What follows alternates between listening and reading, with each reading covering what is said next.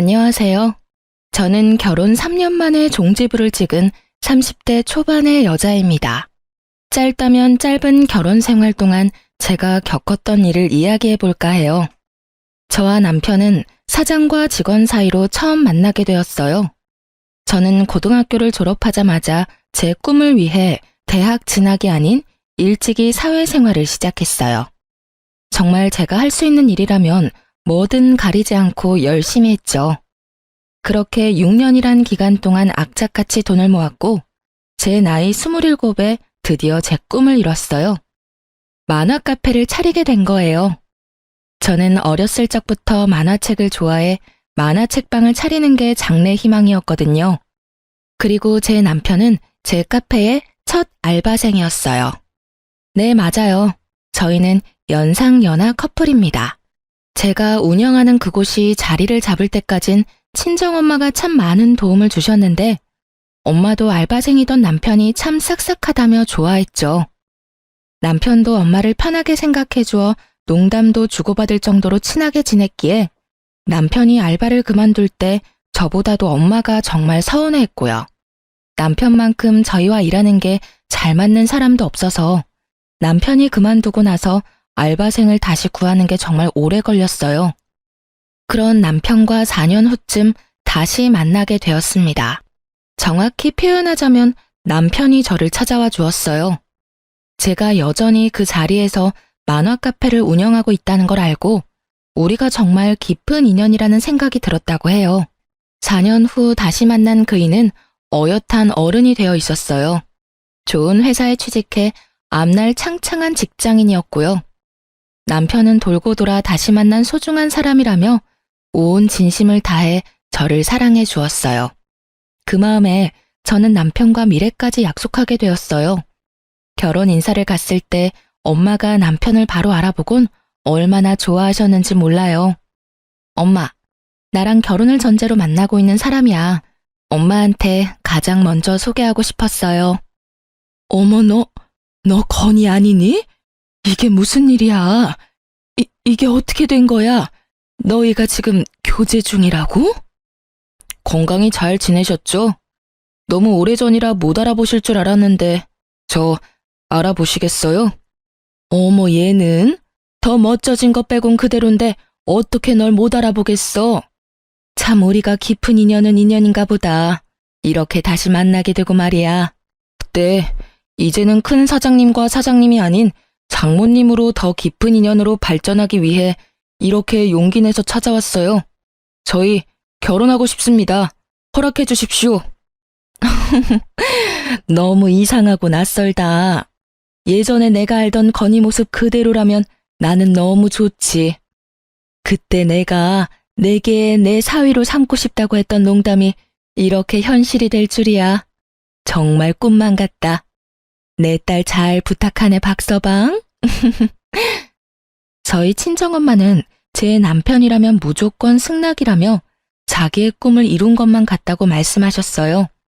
제 시부모님도 어린 나이에도 꿈을 위해 나아가 끝내 이룬 제 강단이 훌륭하다며 저를 예쁘게 봐주셨죠. 그렇게 저희는 양가 부모님의 큰 축복 속에 차근히 결혼 준비를 하며 딱 1년 후 성대한 결혼식까지 올리게 되었어요. 그때까지만 해도 저는 제 앞날이 꽃길일 거라 굳게 믿었고요. 하지만 그런 제 믿음은 서서히 금이 가기 시작해버렸죠. 바로 저를 탐탁지 않아 했던 단 한 사람 때문에요. 남편에게는 저보다 1살 어린 누나가 있었어요. 네, 저를 마음에 들지 않아 했던 유일한 사람이 바로 신우입니다. 신우는 저의 존재를 언짢아 했어요. 그 이유는 제게는 참 황당 그 자체였죠. 학력은 고졸에 고작 만화 카페를 운영하는 하찮은 사람이라며 자기 가족이 되기에 저는 너무도 부족하다고 여겼어요. 제 신우는 대학을 졸업하자마자 대기업에 취직까지 한 똑똑한 사람이에요. 직장인으로 지내면서도 배움에 대한 집착이 여전히 컸던 사람이라 가방끈 짧은 저를 성에 차지 않아 했어요. 그런 사람이 있는 집안에 왜 시집까지 갔느냐고요?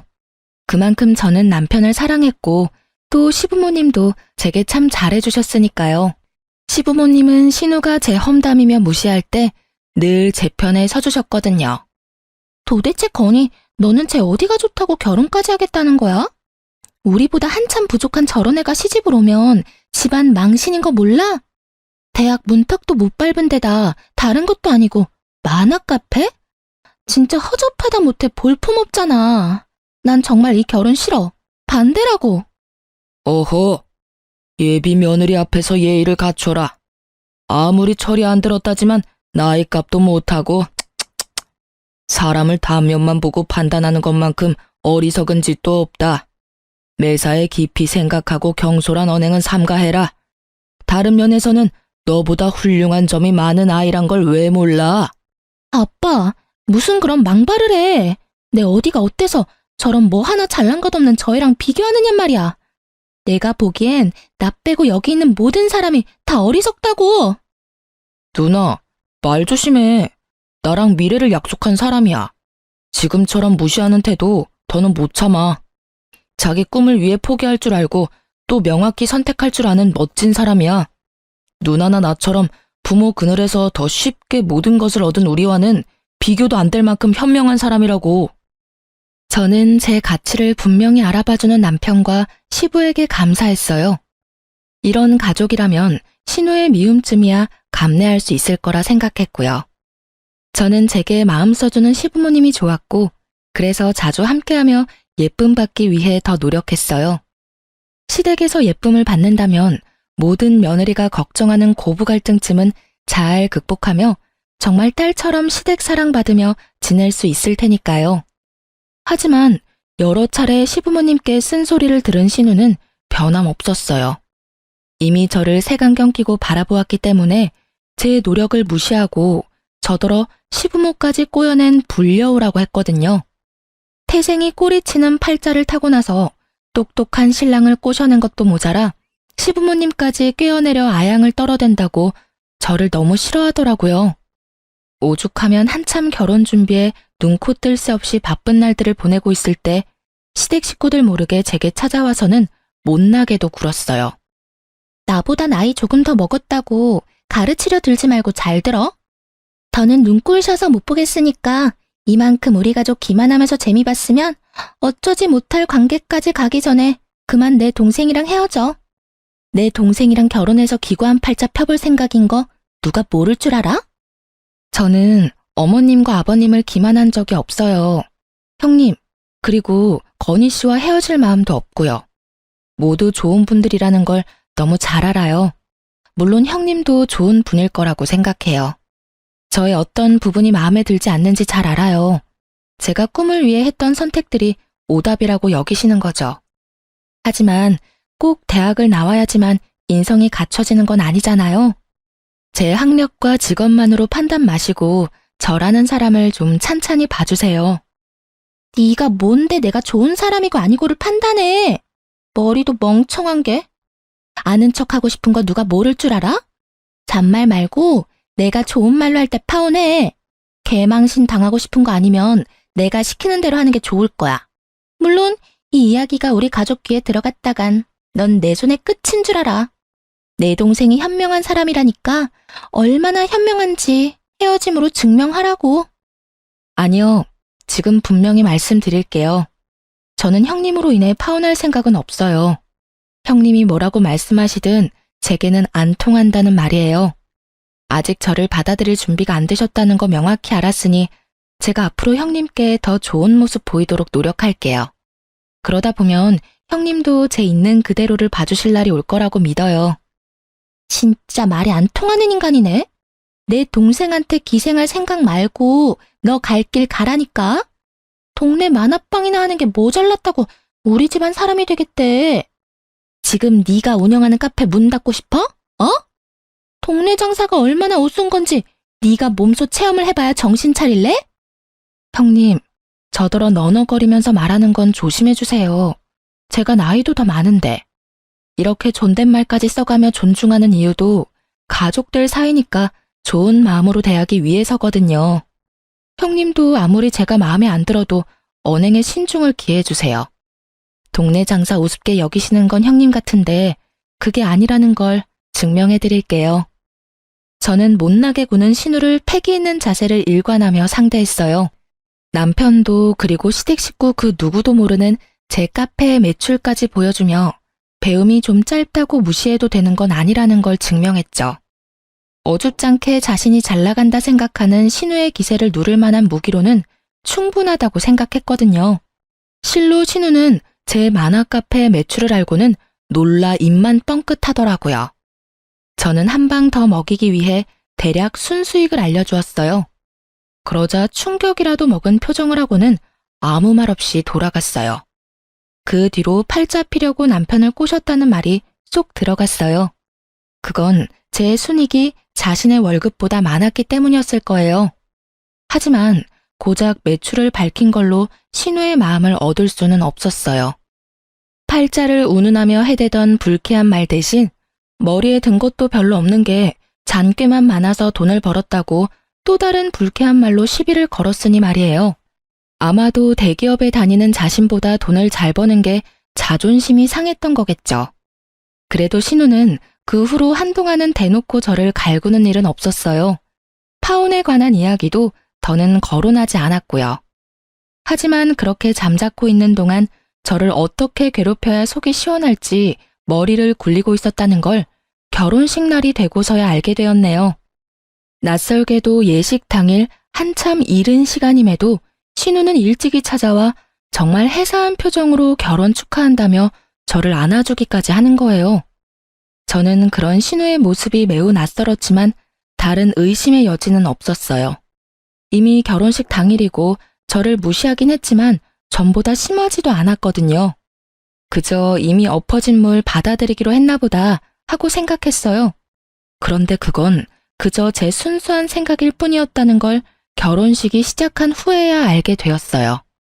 신우가 제게 축하 인사를 하며 살짝 안아줄 때 손에 쥐고 있던 차키를 제가 입고 있던 드레스 위로 떨궜어요. 당연히 그 차키를 줍기 위해 신우는 잠깐 몸을 숙였고요. 저는 이 행동을 대수롭지 않게 여겼지만 이 행동이 저를 참 난감하게 만든 문제의 행동이었어요. 예식이 시작되고 신부 입장을 하는 순서에 난감한 일이 벌어진 거죠. 바로 제 드레스 밑단이 갈기갈기 찢어져 있었다는 겁니다. 하는 수 없이 저는 그 찢어진 드레스를 입고 결혼식을 진행해야 했어요. 가장 행복해야 할 그날 제 기분은 엉망진창이 되어버린 거예요. 그 흉한 드레스를 입고 사진 촬영까지 해야 했으니 멀쩡할 리 없잖아요. 모두가 수군거리는 하객석, 통쾌한 표정으로 웃고 있던 신우를 보니 속에서 화가 치미는 걸 숨길 수 없더라고요. 저는 예식이 끝나자마자 곧장 신우에게 찾아가 참고 있던 화를 터뜨렸어요. 이게 도대체 뭐 하는 짓이에요? 어떻게 다른 날도 아니고 결혼식을 이렇게 망칠 수 있냔 말이야. 아무리 내가 마음에 안 들어도 그렇지 어떤 생각을 가졌으면 이런 일을 저질러요? 형님이 다 물어내요. 당신이 찢어버린 드레스도 다 망쳐버린 결혼식도 전부 다 물어내. 내가 왜 그래야 하는데? 그러게, 내가 가족들 몰래 찾아가서 파혼하라고 했을 때 군말 없이 시키는 대로 했으면 좋았잖아. 그랬으면 이런 일을 내가 버릴 필요도 없었을 거 아냐.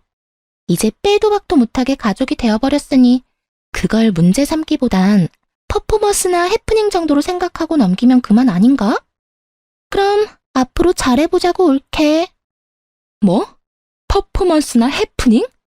당신 결혼식에 이런 일을 당했다고 생각해봐. 이게 당신이 말하는 것처럼 가볍게 넘길 수 있는 건 줄 알아?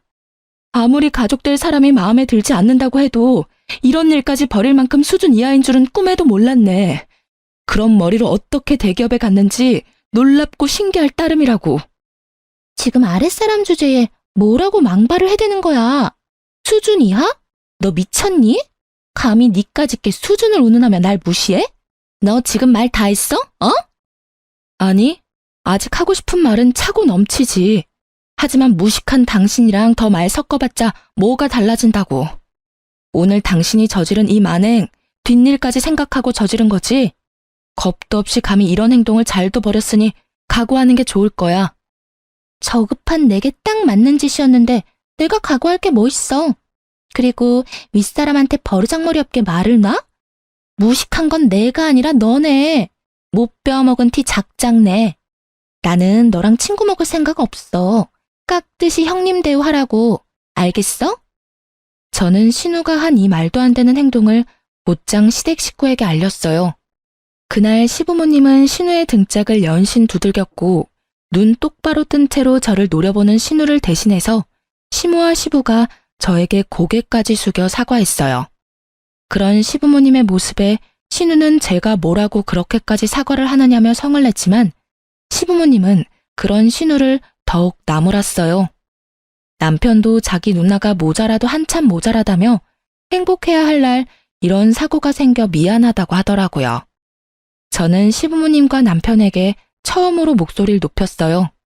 다시는 신우로 인한 피해를 입는 일은 없게 해달라고 당부했어요. 제 말에 시모가 나서서 앞으로는 신우와 마주칠 구실은 절대 만들지 않겠다며 약속했어요. 저는 이 문제로 시부모님을 더 난처하게 만들고 싶지는 않아 시부모님에게는 돌아가겠다 가볍게 인사만 한 뒤 시댁을 빠져나왔어요. 그날 이후 한동안은 시부모님은 제 눈치를 살폈어요. 그건 그것대로 참 마음이 불편하더라고요. 그리고 가족 사이인데 시댁에서 지내는 신우를 전혀 마주치지 않은 채 지낼 수 있겠어요? 결혼 초에는 신우와 제가 만나는 접점이 없도록 신경 써주긴 했지만 그것도 얼마 가지 못했어요. 대명절이나 시댁이 치르는 제사 때 며느리인 제가 매번 빠질 수는 없는 노릇이니까요. 신우는 그런 일을 버리고도 여전히 당당한지 저와 마주칠 때마다 꼭 저더러 이렇게 말했어요. 처음 몇 번은 저도 큰 내색하지 않았지만 날이 갈수록 서운함은 쌓이고 속상해서 나중에는 따지게 되더라고요. 적당히 가족 행세하고 그만 내 동생과 갈라서는 게 어때? 너 하나 때문에 우리 식구가 다 불편한 거 안 보이냐고. 불려울을 이렇게 마주하고 있으려니까 불쾌하고 소름 끼쳐서 마음 편히 집에 있을 수가 없네 진짜. 도대체 꾸준히 제게 왜 그러시는 거예요? 제 어디가 그렇게 마음에 안 들어서 사람을 그렇게 못 잡아먹어 안달인데요. 이제 가족까지 된 마당에 이렇게까지 일관되게 저를 배척하는 이유가 뭐냐고요. 그걸 몰라서 물어? 이래서 가방끈 짧은 것들은 말이 안 통해. 나는 가족으로 받아들인 적도 없는데 우리가 무슨 가족이야? 나는 너처럼 저급한 애랑 가족 될 생각이 전혀 없어. 결혼했든 안 했든 넌 그저 내겐 외지인이고 우리 가족 꼬여낸 여울 뿐이라고. 그런 저급한 것이 내 집에 마음대로 들락거리는데 기분 좋을 사람이 어딨어? 안 그래? 제발 그만 좀 해요. 이렇게 매번 형님과 언쟁하는 것도 이제 지친다고요. 제가 형님이랑 결혼했어요? 네? 형님이 여전히 반대하는 마음이라고 해도 의미 없다는 거 아시잖아요. 제가 도대체 뭘 그리 잘못했다고 이리 지독하게 절 미워하시는 건데요. 시부모님과 남편에게 최선을 다하고 있는 제게 왜 이러세요, 정말. 누가 내 가족들한테 잘하라고 시켰어? 네가 하고 싶어서 하는 거면서 왜 나한테 언성을 높여? 그런 거 안 해도 된다니까? 그냥 우리 집에서 좀 사라져 주라고. 네 갈 길과 우리 가족의 갈 길은 다르다고. 네가 사는 그 싸구려 삶에 내 가족들까지 넣지 마. 그게 난 불쾌하다고. 네 존재가 내겐 그저 끔찍한 암덩어리 같다고. 말 가려서 하세요. 제가 읽어온 모든 걸 싸구려 취급하지 마시라고요. 형님께서 저에 대해 뭘 얼마나 잘한다고 그렇게 치부하시는 건데요. 지금의 저는 제 모든 노력의 결실이 되어 만들어진 모습이에요. 형님과 다른 길을 걸었다고 제가 그런 취급을 받아도 되는 게 아니라고요. 네 노력이 얼마나 하찮은지 보여주는 거네 그럼. 넌 죽었다 깨어나도 내 가족이 될 수 없어. 그러니 제발 좀 내 눈앞에서 사라져줘. 아니, 우리 가족 앞에서 없는 사람이 되어줘. 널 이렇게 마주하는 순간순간 우라가 치밀어 미치겠다니까. 결국 저와 신우는 긴 말다툼으로 번졌고 그날 이후 저는 시댁에 찾아가지 않았어요.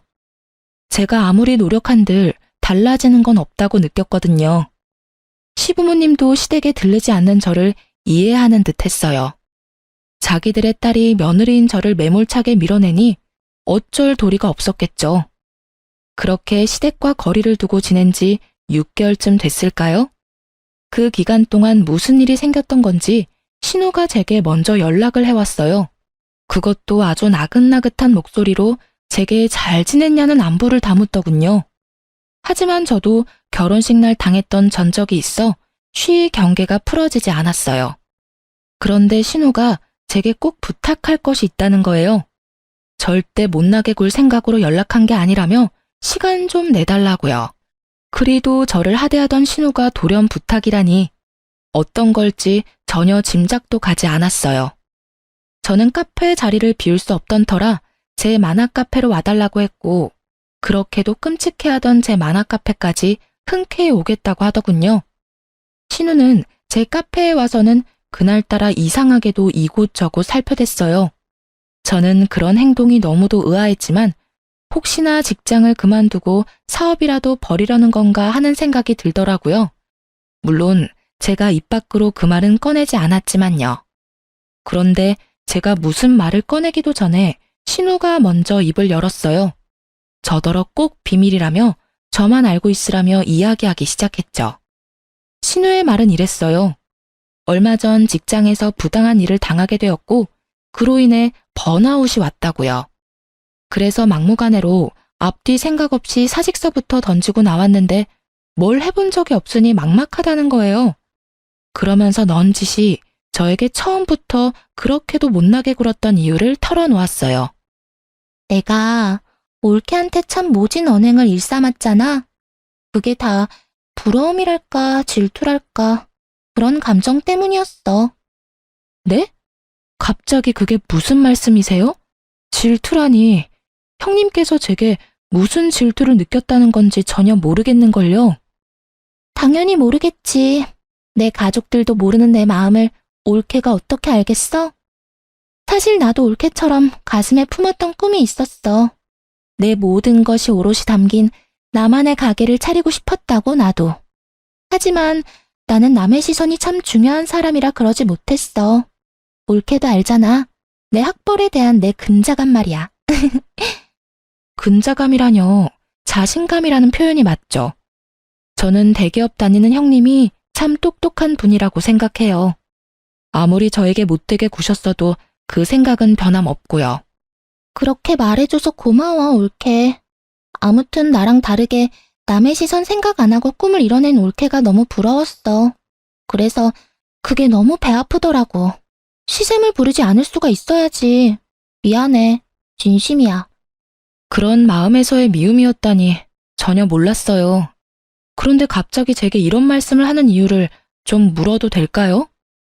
나도 일이 이렇게 된 김에 나만을 위한 무언가를 이루고 싶어. 그런데 아무것도 모른 채로 맨 땅에 헤딩하는 것보단 이미 그 길을 걸어온 올케에게 털어놓고 도움을 받고 싶어서 말이야. 혹시 날 좀 도와줄 수 있을까? 이 기회로 형님과 좋은 관계로 발전할 수 있다면 제가 할 수 있는 최대한 도움을 드려야죠. 구체적인 계획은 있으세요? 괜찮다면 제게 알려주시면 좋겠어요. 사실 아직 구체적으로 뭔가 계획을 세우진 못했어. 나한테도 너무 급작스러운 상황이라서. 그래서 말인데, 괜찮다면 올케네 가게에서 아르바이트라도 하며 일을 좀 배울 수 있을까? 신우의 고백은 정말 예상치 못했던 이야기였어요. 제 도움이 필요하다며 사과까지 하는 신우를 어떻게 돕지 않을 수 있겠어요? 드디어 저를 가족으로 인정받는 것 같아 들뜨기까지 했던걸요. 저는 신우의 부탁에 마침 2호점을 준비 중이었던 터라 1호점을 저 대신 관리해줄 직원으로 신우를 고용하면 좋겠다는 생각에 흔쾌히 신우의 부탁을 들어주었어요. 신우는 처음 한 달 동안은 제게 적극적인 태도로 일을 배웠어요. 가끔 손님이 없어 한가할 때는 신우와 시시콜콜한 이야기까지 나누며 정말 더없이 좋은 날들을 보냈죠. 하지만 앞으로도 이렇게 잘 지낼 수 있기를 희망하던 저의 기대가 와르르 무너지기까진 그리 오래 걸리지 않았네요. 신우에게 1호점 관리를 맡긴 지 석 달 만에 어김없이 일이 생겼어요. 그날은 제가 2호점 오픈 준비가 거의 끝나갈 쯤이기도 하고 신우가 첫 달과는 달리 시간이 갈수록 업무에 관한 미흡한 부분이 많아져서 넌지시 이야기도 할 겸 식사 자리를 함께 하려고 했죠. 그렇게 평소보다 조금 일찍 1호점으로 넘어갔어요. 그런데 제 만화 카페가 정말 난장판도 이런 개판이 없다 싶을 정도로 엉망인 거예요. 거기다 신우는 손님이 있건 없건 어디서 났는지 카운터 밑에 이불까지 펴고 누워있는 겁니다. 저는 그런 신우 모습에 머리 끝까지 화가 났어요. 이게 다 무슨 꼴이에요? 여기 이렇게 누워 계시면 어떻게 해요? 손님이 안 계신 것도 아니고 카페도 엉망진창인데 이리 태평하게 쉬고 있으면 안 되죠. 관리할 게 뭐 있어. 손님들한테 책 보고 나면 밤납대에 꽂지 말고 제자리에 바로 꽂아두라고 말해놨어. 그리고 먹은 음식들은 이따 퇴근하기 전에 몰아서 설거지하는 게 편하잖아. 그릇 부족하면 다 떨어졌다고 하면 그만이고. 옳게. 사장이라고 유난 떨지 마. 꼴 사나워 보여. 형님, 저더러 도와달라고 하신 지 얼마나 되셨다고 이렇게 의욕 없이 퍼질 수 있어요. 그리고 어쨌든 제가 매달 노동값을 지불하는 입장인데 이렇게 관리가 안 되면 제가 어떻게 월급을 챙겨드려요? 참 더럽게 쫑알대네. 월급 얘기가 나와서 말인데 내가 생각해보니까 이렇게 내가 시간 낭비할 필요 없지 싶어. 어차피 끝까지 나 돕기로 하고 시작한 거잖아. 그러니까 그냥 잔말 말고 1호점 매출 딱 절반 떼서 매달 나한테 보내. 지금 무슨 말도 안 되는 소리를 하시는 거예요.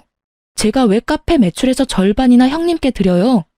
노동한 값으로 치면 지금 돈을 주는 게 맞나 싶을 정도라고요. 올케가 나 도와주겠다며. 이제 와서 모르쇠 하면 안 되지. 계속 주라는 것도 아니고 내가 당장 하고 싶은 게 생겼거든? 그게 자리 잡기 전까지 자금이 필요할 거 아니야. 그러니까 나 이렇게 부려먹으면서 돕는 척 말고 그냥 돈으로 편하게 도와주라고. 형님이 제 자식이라도 돼요? 아니, 자식도 그렇게 거저 먹으려고는 안 하죠. 어떻게 그런 뻔뻔한 요구를 할 수 있는지 황당할 뿐이네요. 오늘까지 근무하신 거 계산해서 입금해 드릴 테니까 내일부턴 나오실 필요 없어요. 그리고 형님 말한 것처럼 할 생각도 없으니 꿈도 꾸지 마세요. 매출 절반 상납하는 게 뭐 어려운 일이라고 또 사람 승질을 건드려? 허드렛 일 투성이인 이 일을 내가 왜 해야 하는데? 가치도 없는 이 거지 같은 일을 왜? 네가 그럼 그렇지. 니까지 것이 뭘 얼마나 위대한 일을 했겠어. 다음 달부터 매달 총 매출의 반 나한테 상납해. 돕겠다고 입 밖으로 말을 뱉었으면 찍소리 말고 내가 시키는 대로 해. 저는 끝까지 단호하게 그럴 수는 없다고 거절했어요. 그리고 다시는 제 카페에 발도 들일 생각 말하고 딱 잘랐고요. 그런데 그때부터 신우는 내게 돈을 맡겨놓기라도 한 사람처럼 매일같이 저를 찾아와서는 돈 타령을 하며 저를 볶아댔어요. 정말 이렇게까지 더럽게 얽힌 인연이 있을까 싶을 정도로 징글징글 하더라고요. 돈 타령만 했으면 나았을까요? 신우는 나중에는 제게 말이 안 통한다며 매출의 절반을 떼서 보내지 않으면 제 만화 카페를 당장이라도 문 닫게 만들어버리겠다며 협박까지 일삼았어요. 그리고 형님이 제 카페에서 잘린 지 딱 한 달 되던 날, 저는 당연히 상납하지 않았고 신우가 또 찾아왔어요. 제 카페에 들어와서는 책꽂이에 꽂혀있던 책을 모두 끄집어내고 인기 있는 책들은 다 찢어버리고 가게의 모든 물건을 파손해댔어요. 폐악질도 이런 폐악질이 없다고 느낄 정도로 그 짧은 시간에 카페 내부를 난장판으로 만들더라고요. 힘이 어찌나 센지 아무리 뜯어 말려도 말려지지도 않았고요. 어쩌다 이런 일까지 겪게 된 걸까요? 제 꿈을, 제 모든 걸 신우는 그렇게 짓밟았습니다. 저는 통제되지 않는 신우를 신고했어요. 경찰이 와 제압하고 나서야 정신 나간 신우를 막을 수 있었어요. 저는 남편과 시부모님한테 이 사실을 모두 알렸어요. 그리고 영업방해로 신우를 고소했어요. 시댁 식구들은 제게 결혼식 때 있었던 사건처럼 사과하며 천처해달라고 하더군요. 시모는 자기가 전부 변상할 테니까 가족끼리 일 크게 만들지 말라는 말까지 했고요. 저는 그런 시모에게 제가 가족이 맞긴 하냐고 따져 물었어요. 제가 정말 가족이 맞긴 해요? 왜 늘 저만 당신들과 잘 지내기 위해 노력해야 해요? 형님이 저더러 돈을 내놓으래요. 잘 지내고 싶으면 돈을 주래요. 이게 어머님께서 말씀하시는 가족이 맞아요? 미안하다. 정말 미안해. 내가 이렇게 사과하마. 그러니 제발 노여움 풀고 내 딸 좀 모진 일 당하지 않게 선처해 주렴. 제발. 그럼 제가 당신 딸에게 당한 모진 일은요. 그간 두 눈으로 보셨으니까 다 아실 거잖아요. 저 법대로 할 거예요. 선처 따위 없습니다. 어머님, 아버님께서 저를 어떻게 생각하시던 상관없어요. 이번 일만큼은 그냥 넘어갈 수 없으니까요. 시몬은 제 손까지 붙들며 눈물로 호소했어요. 하지만 저는 절대 흔들리지 않았습니다. 아니, 흔들릴 수 없었어요. 저를 모욕해왔던 건 이악 물고 참아왔지만 제 전부를 이렇게 망쳐버린 신우를 용서할 수 없으니까요. 거기다 제게 협박까지 한 신우만을 걱정하잖아요. 협박을 받은 건, 피해 입은 건 바로 저인데 시댁 식구 중 그 누구도 제게 먼저 괜찮냐고 말을 건넨 사람은 없었어요. 저는 가족이라는 울타리에 갇힌 외지인일 뿐이었다는 걸 정말 절실히도 느꼈어요. 그뿐인 줄 아세요? 신우는 제게 신고당한 그 상황에서도 일말의 반성도 없었어요. 아니, 도리어 배째라는 식으로 뻔뻔하게 나왔죠. 니까짓게 합의 안 해주면 어쩔 건데 이런 식으로요. 남편은 어땠냐고요? 여지없이 신우의 편을 들더군요. 그래도 자기의 누나인데 어떻게 이렇게까지 할 수 있느냐며 원망을 쏟아내면서 말이에요. 당신이 누나더러 돕겠다고 했다며. 그래서 누나도 든든한 백이 생긴 거라고 생각했던 거겠지. 그리고 대기업까지 다닐 정도로 우리 누나는 많이 배운 사람이고 많은 경험이 있는 사람이야. 그런 사람이 당신에게 돈을 요구했다는 게 말이나 돼? 그럼 지금 내가 전부 거짓말이라도 하고 있다는 거야? 당신 누나가 내 카페를 그렇게 만든 게 전부 내게 돈 뜯어내려다 실패해서라고 몇 번 말해. 그 대기업 다니는 잘난 누나가 직접 이 사다를 만든 거라니까? 이유가 뭐든 당신이 돕겠다고 나섰잖아. 당신이 선택해놓고 이제 와서 이렇게까지 모질게 굴어야 해? 어떻게 사람이 그럴 수 있어. 가족이 가족을 상대로 어떻게 이래. 당신 말대로 내 도움이 필요하다면 기꺼이 돕겠다고 했어. 하지만 형님의 만행을, 나에게까지 미친 피해를 모두 감당하겠다고는 한 적 없어. 이래서 집안에 사람을 들일 땐 심사숙고해야 하는 건데 내 딸 꼬드겨 회사까지 그만두게 만들고도 뻔뻔하게 굴기까지. 엄마가 돼서는 내 딸 자식만 못났다고 나무라며 하나뿐인 며느리라고 예뻐했던 지난날이 다 후회스러워. 내 딸에 보는 눈이 딱 맞았던 거였어. 내 딸을 믿었어야 했어. 식구들은 끝까지 제게 미안함이라고는 없었어요. 합의하지 않겠다는 나를 벌레 보듯 할 뿐이었죠. 그러면서 그동안 자기 딸의 의견을 받아들이지 않고 저를 가족으로 들인 것에 대한 한탄을 해댔어요. 저도 이런 사람들과 더는 가족으로 살고 싶지 않다는 생각이 물밀듯 밀려왔어요. 그래서 남편에게 그 자리에서 이혼을 요구했습니다. 우리의 관계 속에서 남는 건 미움뿐이었으니까요. 그런데 참 웃긴 건 남편도 자기 가족을 건드렸다며 저를 상대로 소송을 걸겠다고 소리치더군요. 남편의 말을 듣는데 아무리 물러터진 저라도 어떻게 참고 고분고분 있을 수 있겠어요.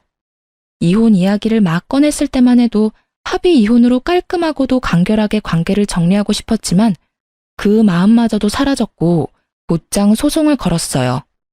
물론 그 후로 신우와 관련된 사건 신고에 남편과의 이혼 소송까지 법적 다툼으로 미칠 노릇이었어요. 거기다 신우로 인한 제 카페에 큰 손실까지 감당하며 다시 처음부터 시작하는 마음으로 임하다 보니 힘든 날의 연속이라고 해도 과언이 아닐 정도였죠. 그 와중에 시부모님은 그렇게도 저를 찾아와 악담을 퍼부어댔어요. 시부는 저더러 만화 가게나 하는 못 배운 것이라며 신우와 똑같은 말로 저를 무시해댔고 시모는 저더러 야살스럽다는 말까지 하더군요.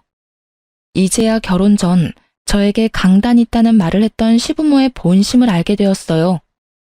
가방끈 짧아도 사업 능력이 좋은 것 같아 나중에 큰 쓸모가 있겠거니 했더니 우리 뒤통수를 칠 줄이야. 예쁘다 예쁘다 하며 지내주니까 진짜 네가 뭐라도 된 것 같았냐?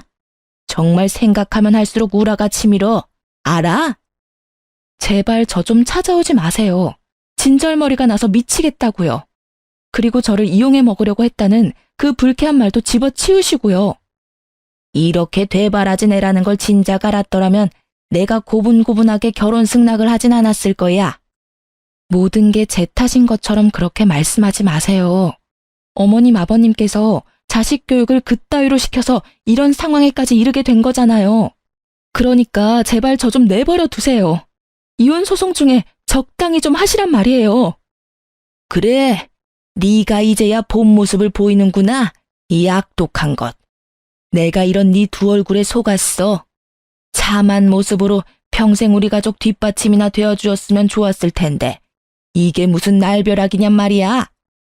그 배려심 깊던 시모는 더는 찾을 수 없었어요.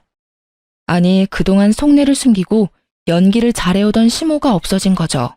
신우가 저를 이용해 자신의 살해 사욕을 채우려던 것처럼 그 엄마의 그 딸이라고 시모도 다른 방향으로 신우와 같은 마음을 가지고 있다는 걸 제대로 느꼈네요. 저는 시모의 본심을 알게 된 후 신우와의 사건을 더욱 악착같이 독한 마음으로 물고 늘어졌어요.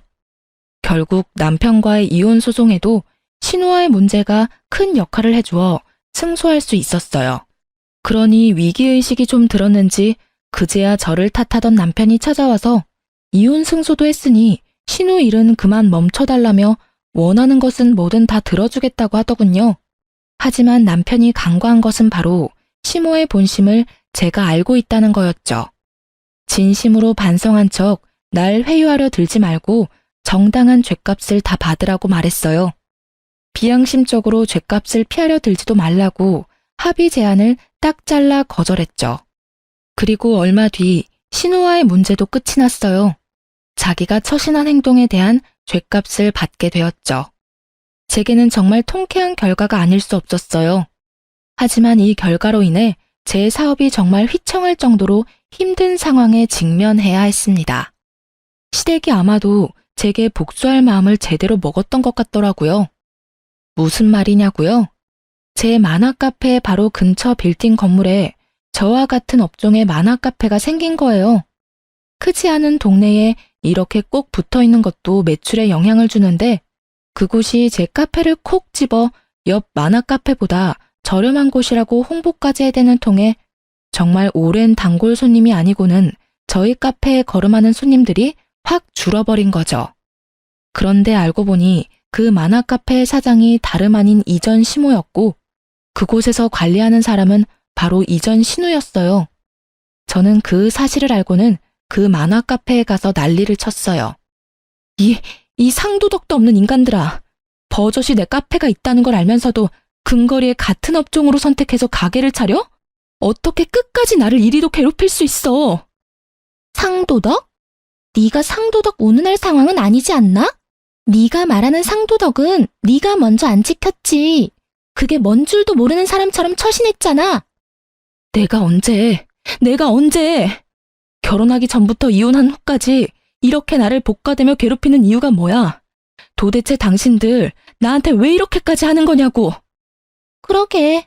내 동생이랑도 헤어질 거면 좋게 합의하고 알아서 정리했으면 좋았잖아.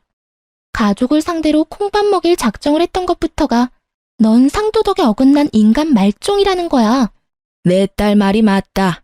네가 먼저 우리를 우습게 여겼잖냐? 그러게 잠자코 있었으면 이런 꼴을 안 당했겠지. 아들과의 이혼은 부부의 문제니 그렇다 쳐도 내 딸의 문제는 전혀 다르니까 말이야. 이게 다 네가 자초해서 생긴 일이니 어디 한번 감당해 보렴. 저는 여전히 저에 대한 앙금이 남아있는 두 사람의 난잡한 대응이 너무도 기가 차고 황당했어요. 여전히 저를 탓하고 있는 이 인간들에게 당한 것에 대한 바른 대처를 했을 뿐이라고 말했어요. 하지만 그런 제 말에 이죽거리며 웃더니 저더러 온 식구를 범죄자 취급하는 쓰레기라며 그런 저는 돈 한 푼 벌어가면 안 된다며 어디 한번 누가 이기나 한번 해보자는 거예요. 저는 몇 날 며칠을 머리를 감싸주며 고민했어요. 그런데 그렇게 시간이 흐를수록 제 매출은 점점 큰 타격을 입기 시작하니 어쩔 도리가 없더라고요. 하지만 세상의 이치는 변함이 없다는 걸 시간이 조금 더 지나고서야 다시금 깨닫게 되었어요. 어떤 이치를 말하느냐고요? 못된 사람이 호의호식하며 잘 살 수 없다는 건 말이에요. 전시모와 신우가 하는 가게는 처음 두어 달은 일명 오픈빨과 저를 저격한 파격 할인 행사 덕에 장사가 잘 됐어요. 하지만 한자리에서 오랜 시간 버티며 장사해온 저를 이길 순 없었습니다. 오픈빨이 떨어질 쯤 되니 이상한 추문을 달고 다니기 시작했거든요. 가게 운영하는 사장 언니가 불친절하고 판매하는 음식에서 불결한 냄새가 난다는 소문이었어요. 그리고 하루하루 지날수록 그 추문은 점점 구체적으로 변해갔죠. 그런데 그렇게 큰 소리를 치며 저를 긁어대던 전신우가 갑자기 저를 찾아와서는 자기들이 운영하는 카페가 망할 위기라며 분위기며 매장에 채워둔 책까지 제가 운영하는 곳과 비슷하게 했는데 자기들 만화 카페는 왜 오픈한 지 몇 달 만에 이런 일을 겪을 수 있는 거냐고 이럴 땐 어떻게 하냐고 묻는 거예요. 하지만 제가 머리에 총 맞은 게 아니고서야 그 시커먼 속을 다 아는 입장에서 어떻게 도와주나요? 저는 단호하게 신우에게 왜 상도덕도 모르는 사람을 제가 도와주어야 하냐며 허튼 소리 하지 말고 내 카페에서 나가달라고 했어요. 그러자 신우는 도와달라고 말할 때와는 전혀 다른 표정을 하고선 입소문이라는 게 얼마나 무서운 건지 한번 경험해 보겠느냐며 협박을 하기 시작했어요. 하지만 저는 굴하지 않았어요. 제가 쌓아온 경험만으로 저는 이미 여러 차례 시행착오를 이겨왔으니까요. 저는 그런 신우에게 다시 법정에 서고 싶다면 어디 한번 입을 함부로 놀려보라고 말했죠.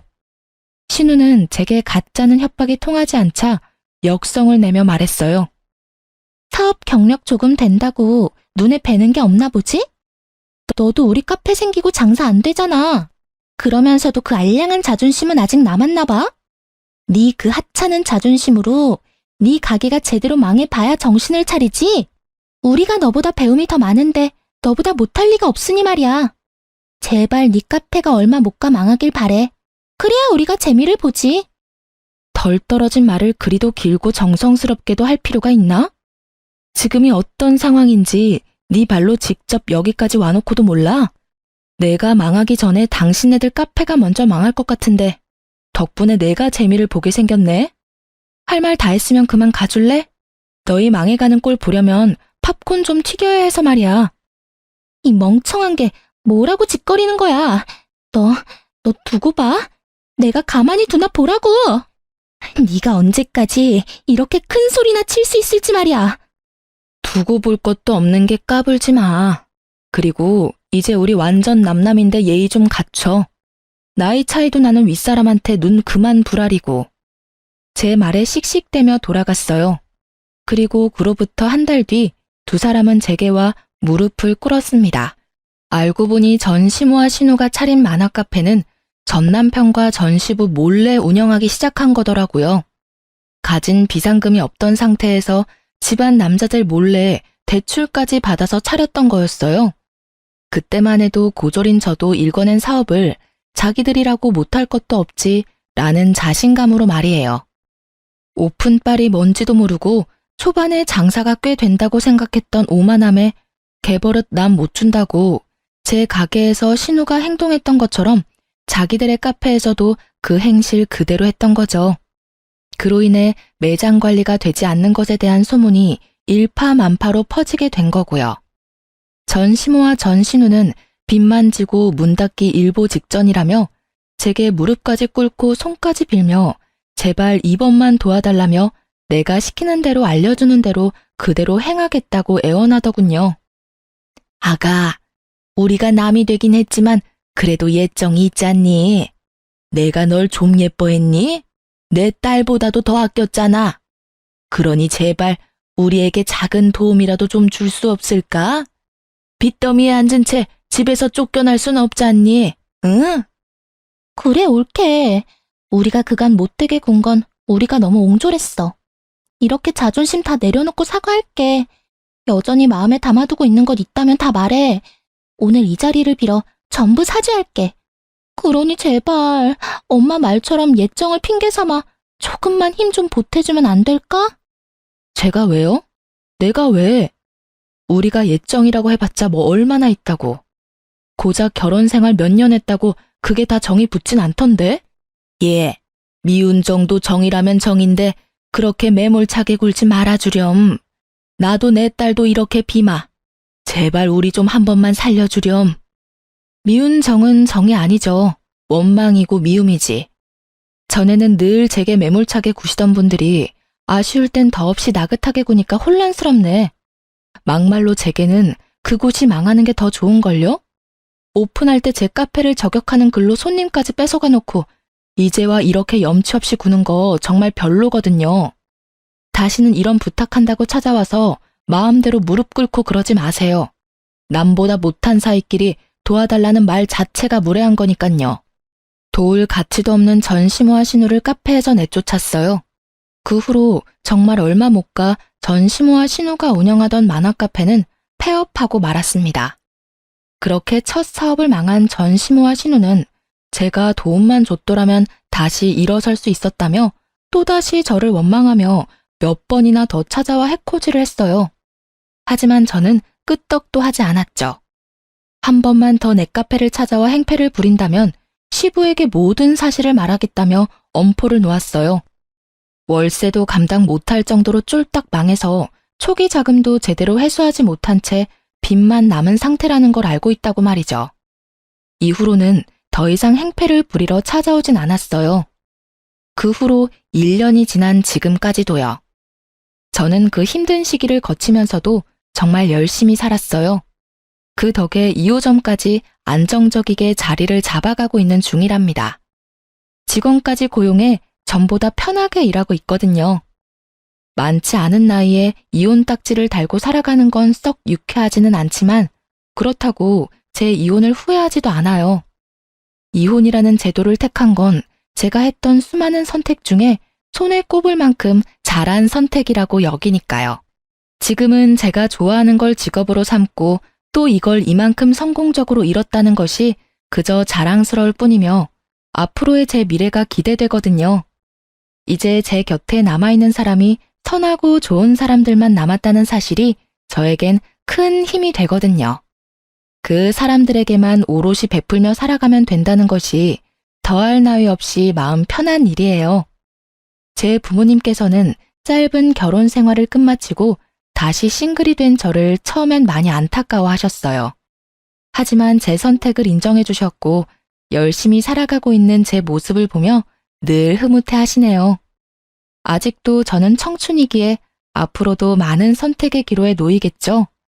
부디 그 수많은 선택이 제 삶을 더욱 의미 있게 채워갈 수 있는 행운으로 가득하길 바라며 제 짧고도 파란만장했던 이야기를 마칩니다. 부디 제 사연이 시청자분께 재미를 선사했기를 바랍니다. 감사합니다.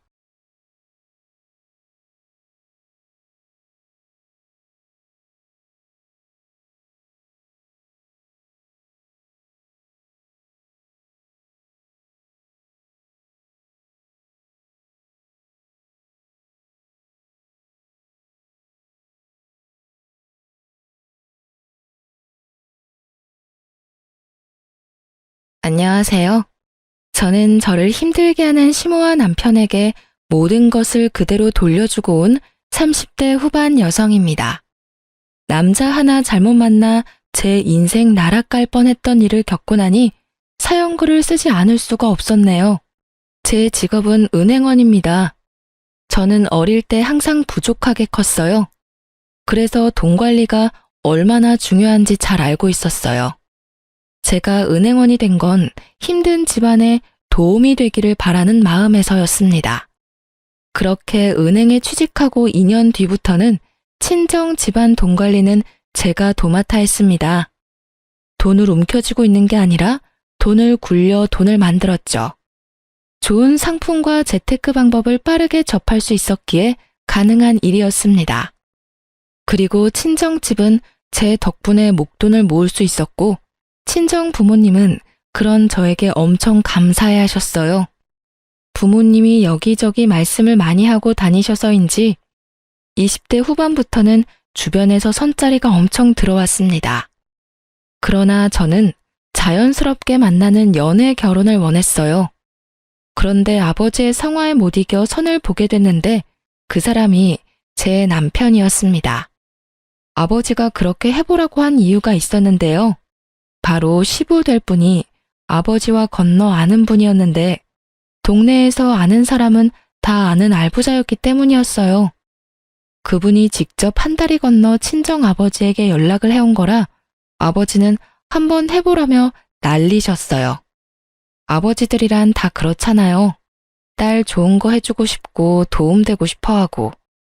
그런 좋은 마음으로 저를 위해 선자리를 잡아줬어요. 한 번만 만나겠다고 했는데 생각보다 저랑 취향도 비슷하고 대화가 잘 통했어요.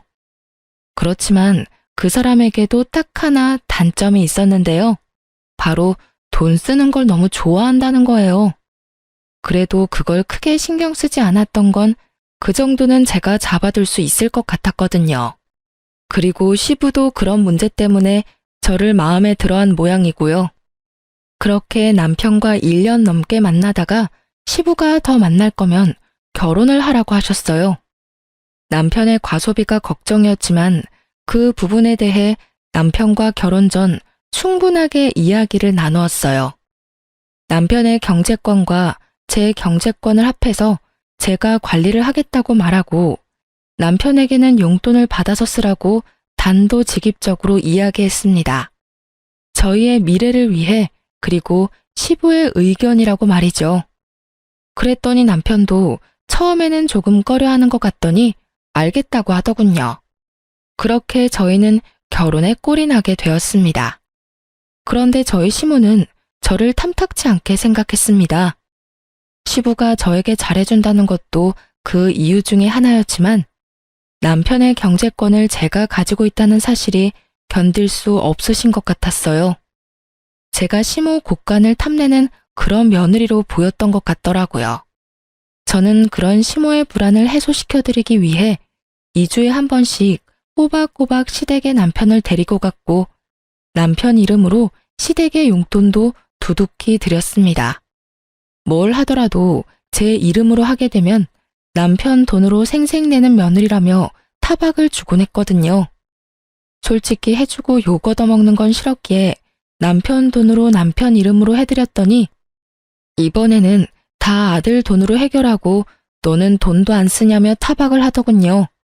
시모는 그런 사람이었습니다. 그러나 시모와는 달리 시부는 결혼 후에도 저의 든든한 지지자가 되어주셨어요. 특히 재산과 관련된 이야기들은 거의 저와 상담하셨어요. 특히 재테크에 관심이 있으셔서 저도 괜찮은 상품을 소개하고 지인을 알려드리기도 했어요. 결혼 2년쯤에는 시댁 재산도 거의 파악할 수 있었고 시부가 제게 맡긴 재산도 제법 됐어요. 그런데 남편은 정말로 시부와 정반대였어요. 돈 쓰는 걸 그렇게 좋아하는 사람은 처음이었어요. 손에 돈만 들어오면 순식간에 사라지는데 용돈도 한 달에 4번씩 나누어 주지 않으면 못 버틸 정도였죠. 저는 그런 남편을 꼭 쥐고 살았어요. 그렇지 않았다면 순식간에 모아둔 재산을 탕진했을지도 모르죠. 그런데 결혼하고 5년 차쯤 되었을 때 남편이 남편 월급으로 모아놓은 적금 1,500만 원을 저 몰래 깨서 가져갔더군요. 아무리 제가 경제권을 맡고 있어도 제 이름으로 모든 걸 관리할 수는 없었고 불투명하게 남편 월급을 쓸 수도 없으니 남편에게는 돈 쓰는 내역을 모두 공개했거든요. 그런데 그 돈이 몽땅 사라진 거였어요. 3개의 적금 통장 중 하나였지만 그래도 금액이 적은 게 아니었죠. 여보, 적금 깼어? 무슨 일 있는 거야? 갑자기 1,500을 가져가. 그냥 좀 쓸 때가 있었어. 어디다 썼는데? 혹시 차 사고라도 났어? 그런 거 아니야. 피곤하니까 먼저 잘게. 어디다 썼는지 알기라도 하면 마음이 좀 개운해질 텐데 남편은 어디다 썼는지도 알려주지 않았어요. 결국 남편과의 실랑이는 그 주 주말에 있던 시댁 모임에서까지 이어졌습니다. 저는 남편에게 틈이 날 때마다 어디에 그 돈을 썼는지를 계속 추궁했고 남편은 귀찮은 얼굴로 제 말에 짜증만 내고 있었어요. 그리고 시모에게 그 모습을 들켜버렸죠. 시모는 제게 한마디 하더군요. 예, 너는 무슨 애를 그렇게 잡아? 도대체 뭐 때문에 그렇게 남편을 귀찮게 하는 거니? 어머님, 그게 아니라 이 사람이 저 몰래 적금 통장을 깼는데 도대체 그 돈을 어디다 썼는지 알려주지를 않아서요. 제가 뭘 알아야 다음부터 대비를 할 수 있고 제 마음도 좀 편할 텐데 도무지 얘기를 안 해줘요. 남자가 쓸 때가 있었겠지. 도대체 그런 걸로 왜 사람을 귀찮게 하는 거니? 그래서 거지근성이라는 게 참 그래. 네가 없는 집에서 살아서 돈 쓰는 법을 몰라서 그런 건 알겠지만 돈도 써볼 줄 알아야 쓰는 거야. 이런 식으로 돈 쓰는 거 간섭하고 그럴 거면 너 그냥 이혼해. 왜 그렇게 안 맞는 사람이랑 같이 살고 있니? 어머님, 그런 말이 아니잖아요. 저는 1,500만 원이나 되는 돈을 어디다 썼는지 궁금할 뿐이라고요. 1,500이라는 액수를 듣자마자 시모가 살짝 멈칫하더군요. 당연하죠. 그 돈은 작은 금액이 아니었으니까요. 몇십만 원, 아니 차라리 몇백만 원이었다면 제가 이렇게까지 남편을 추궁할 일도 없었을 거예요. 그런데 거의 1,500이라는 돈인데 그 돈이 어디 갔는지조차 모른다는 건 말이 안 되잖아요. 남편이 뭔가를 샀으면 집안에 물건을 산 흔적이라도 있을 텐데 그런 것조차 없었으니까요. 금액이 좀 크기로써니 그게 그렇게 남편을 잡을 일이야? 우리 아들이 애도 아닌데 쓸 때 썼겠지. 남들 앞에서 이게 다 뭐 하는 짓이니? 꼴보기 사납게. 돈돈거리다가 나중에 고생하는 건 너야. 그 정도는 남편 일탈이라 생각하고 넘어가. 시모는 자기 아들을 잘 모르더군요. 돈 있으면 무작정 써버리는 그 남편의 습관조차 모르고 있는 것 같았어요. 하긴 모든 건 시부가 관리를 했으니 여태까지 남편이 자기 월급으로 무엇을 하든지 어머님은 상관하지 않았던 것 같아요. 게다가 시모가 빌려준 돈은 갚지 않아도 어차피 아들이니 언젠간 갚을 거라는 생각을 했던 것 같습니다. 저는 시모에게 남편의 상태에 대해 정확히 알려야겠다는 생각을 했습니다. 석 달 뒤 저는 좋은 기회를 잡을 수 있었습니다. 저희 결혼할 때 시모가 남편에게 빌려준 돈이 있었어요. 무려 3천만 원이라는 돈이었는데 그건 시부도 모르는 돈이었어요. 제가 남편 월급으로 돈을 모은 이유도 나중에 시모가 그 돈을 달라고 하면 주기 위해서 모은 거였어요. 남편은 그 돈 갚지 않아도 된다고 했지만 또 모르잖아요. 그런데 시모가 돈을 돌려달라고 하더군요. 저는 잘 됐다 싶었어요. 그래서 남편에게 말했죠. 얼마 전에 어머님이 당신한테 빌려준 돈 갚으라고 전화 오시지 않았어? 나한테는 연락 오셨던데. 맞아. 3천만 원 갚으라고 하시네. 당신한테도 전화 오셨어? 내가 당신 월급 관리하는 거 아시니까. 어떻게? 저번에 깬 적금 1,500은 아직 있어? 그거 빼고 1,500만 줄까? 그거 다 쓴 지가 언젠데. 그걸 어디다 썼는지는 나한테 알려주지는 않았잖아. 하긴 내 돈도 아니고 당신 돈인데 어디다 썼든 알게 뭐야. 그럼 3천만 원 당신한테 줄 테니까 당신이 어머님한테 드려. 웬일로 나한테 시켜?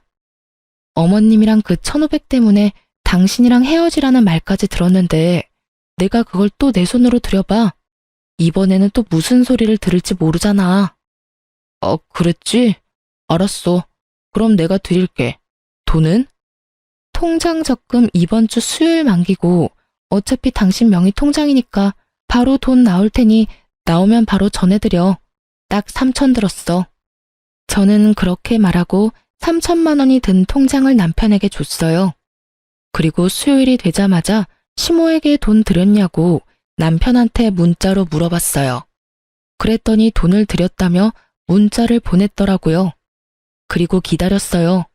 금요일 아침부터 시모가 연락이 왔어요. 너는 빌려간 3천만 원 수요일에 준다고 하더니 왜 아직까지 연락이 없어? 저는 올게 왔다는 생각을 하며 모르는 척 시모에게 되물었어요.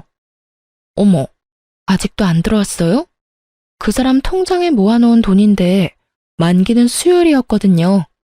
제 명의가 아니라 제 마음대로 할 수 없으니 그이한테 어머님 돈 드리라고 말했는데 아직도 안 들어갔단 말이에요. 그래, 아직 안 들어왔어. 빨리 넣어줘. 어머님, 그 돈은 이미 저한테 없어요. 그이가 애도 아닌데 알아서 드렸겠죠.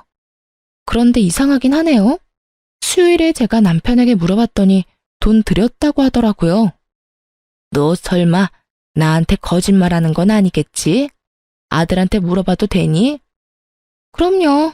꼭 물어보세요. 그리고 저는 보냈다는 문자 내용이 있는데 보내드릴까요? 됐다. 내가 전화해보마. 저는 전화를 끊고 그 뒤에 올 시모의 전화를 기다렸습니다. 저는 그 돈이 아직까지 남편에게 있을 거라고 생각하지 않았습니다.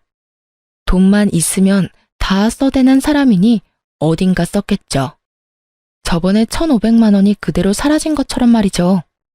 그런데 시모와 전화를 끊자마자 남편이 집에 들어오는 것입니다.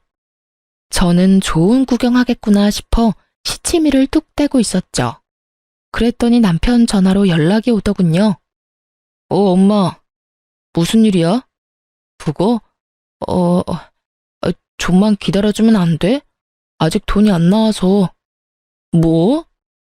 그렇게 말하면서 남편이 제 눈치를 보더군요. 저는 왜 그러냐는 눈빛으로 남편을 바라보았습니다. 남편이 한숨을 푹 내쉬더니 말하더군요. 혹시 오늘 엄마 전화 받았어? 전화 받았어. 나한테 돈 내놓으라고 하시길래 당신한테 말씀하라고 얘기했어. 왜 돈이 안 들어왔대? 당신 돈 드렸다고 했잖아. 그게 혹시 적금 해놓은 거 더 있어? 그런 게 어딨어? 당신이 1,500 그때 가져다 쓰고 이번에 남은 게 마지막이야. 이제 더 이상 모아놓은 돈도 없어. 왜 그러는 건데? 어머님이 대체 왜 전화하셨는데? 아무것도 아니야. 그런데 아무것도 아니라는 남편의 말과는 달리 시모는 제게 전화를 했어요. 그래서 저는 남편 앞에서 스피커폰으로 전화를 받았죠. 네, 어머님. 무슨 일로 전화하셨어요? 그이한테 전화는 해보셨어요? 너 도대체 중간에서 무슨 짓을 한 거야? 왜 애가 돈이 없다 그래? 만기가 다 됐다면서. 그런데 왜 아들이 돈이 안 나온다고 하는 거냐고.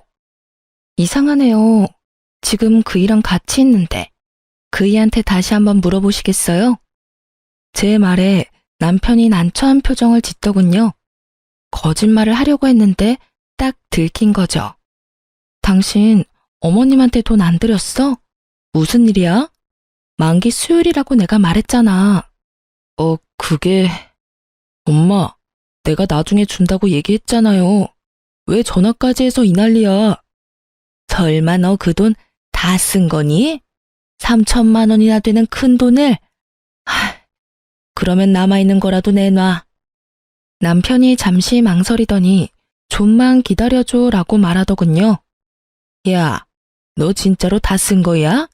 너 도대체 뭐 하고 다니는 건데? 너 그게 어떤 돈인 줄 알고 쓴 거야? 그냥 준 거라고 생각하면 되잖아. 결혼할 때 부모님이 도와주는 집도 많은데 그런 거라고 생각해. 왜 그걸 악착같이 다 받으려고 해? 너 그걸 지금 말이라고 하니? 우리가 너 결혼할 때 해준 게 얼마나 많은데. 지금 너희 살고 있는 집도 너희 아버지 명의로 된 아파트잖아. 결혼할 때 돈 없이 결혼한 주제에 엄마한테 빌려간 돈까지 지금 네가 다 써버렸다. 이 말이니? 결국 남편과 시모는 서로 탓을 하며 싸우기 시작했고 남편은 배째라는 식으로 담담하게 시모의 말에 별거 아니라는 듯 말하더군요.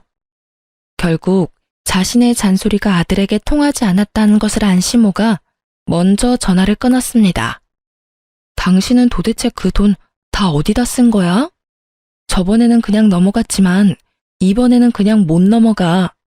나한테 이야기 안 해주면 나 이번 일 아버님한테 말할 거야. 아버지한테는 얘기하지 마. 내가 곧 다 설명할게. 나도 그냥 막 쓴 거 아니야. 당신한테 충분히 설명할 수 있으니까 몇 개월만 기다려줘. 몇 달만 지나면 말할 수 없는 일도 말할 수 있게 되나요? 그렇지만 말을 해준다니 기다려보기로 했습니다. 하긴 그 사람 말대로 그 돈이 제 돈인가요?